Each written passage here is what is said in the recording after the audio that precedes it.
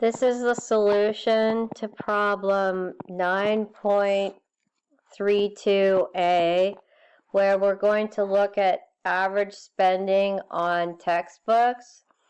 And in the story, what we're going to test is the claim that the average spending on textbooks is below $1,244.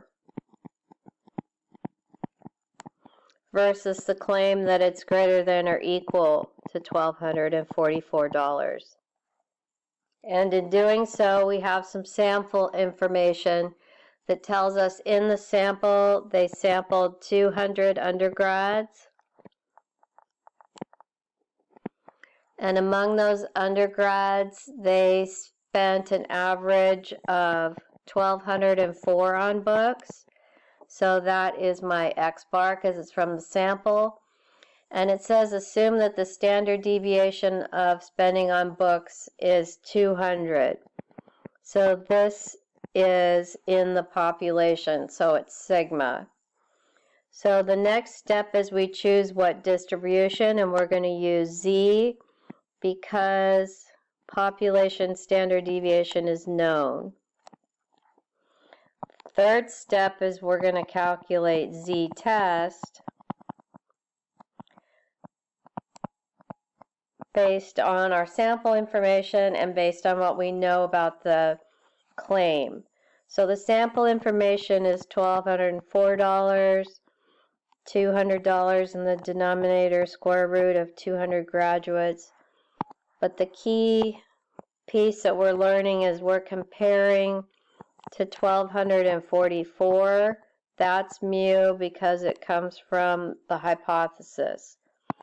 So when we plug those in for this question, we're going to get a Z-test of negative 2.83. This problem says we should do this using the p-value. So we're going to make our Z distribution with 0 in the middle. P-value is on one side. If we have right here a less than, makes it a one-tail problem. And if it's a one-tail problem, the p-value is one tail. And p-value is the area associated with Z-test. So notice this does not relate to significance, but to the test statistic. So if I look up the tail for that value, I'm going to get a p-value of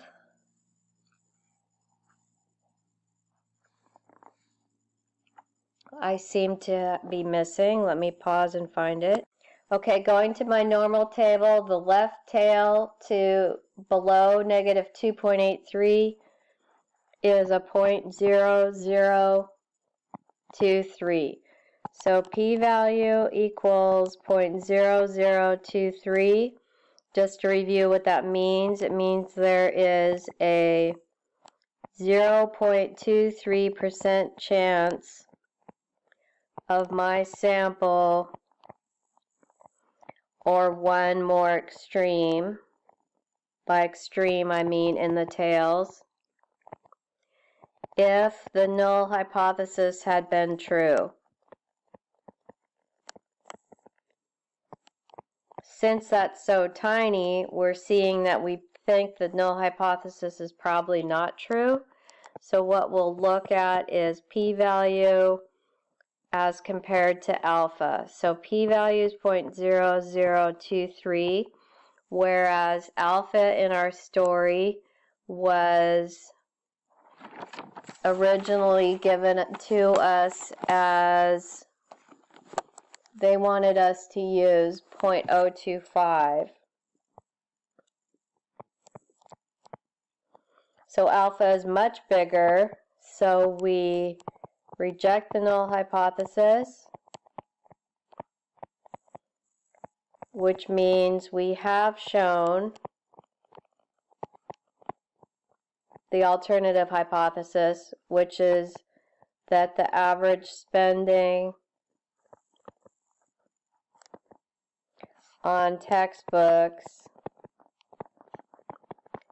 is below the amount we tested about. We tested whether it was below $1,244